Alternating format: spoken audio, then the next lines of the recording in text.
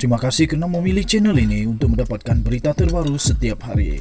Bagi anda yang pertama kali berada dalam channel ini, sila pertimbangkan untuk tekan butang like, subscribe dan komen video ini untuk penambahbaikan pada video akan datang.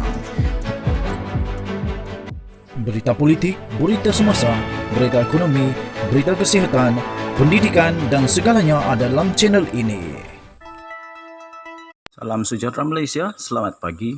Berita terkini daripada Malaysia kini. Najib saman Tommy Thomas, kerajaan atas pendakwaan salah. Berita penuh. Najib Razak memfailkan saman terhadap bekas Peguam Negara Tommy Thomas yang didakwanya telah membuat pendakwaan salah terhadap beberapa kes jenayah. Saman itu telah difailkan menerusi firma Raj Ong N.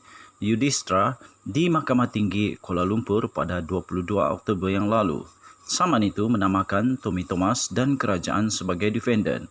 Menurut salinan pernyataan tuntutan yang dilihat oleh Malaysia kini, bekas Perdana Menteri itu berkata Tommy Thomas telah melakukan misfiances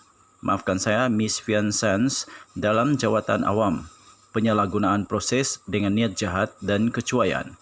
Menurut Najib, dakwaan terhadap Thomas itu berkaitan pendakwaan jenayah terhadap berkaitan kes 1MDB International Petroleum Investment Company IPIC, 2 kes salah guna kuasa dan pengubahan wang haram di bawah Akta SPRM 2009.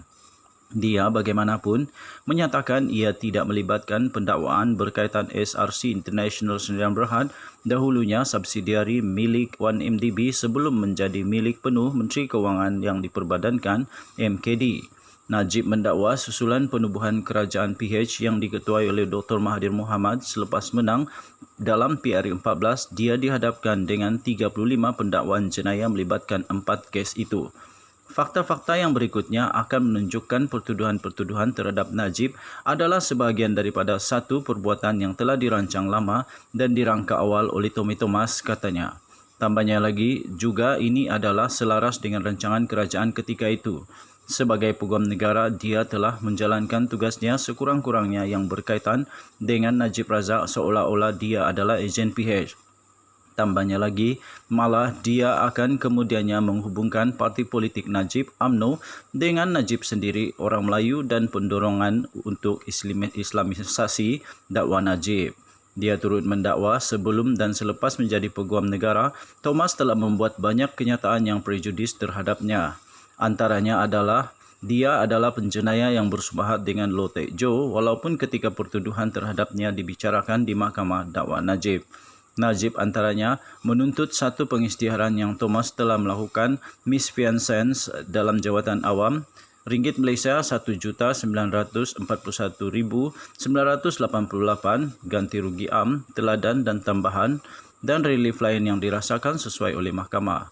Menurut senarai kausa dalam talian, pengurusan kes untuk saman itu akan dibuat di Jabatan Pendaftar Mahkamah Tinggi Kuala Lumpur pada 19 November.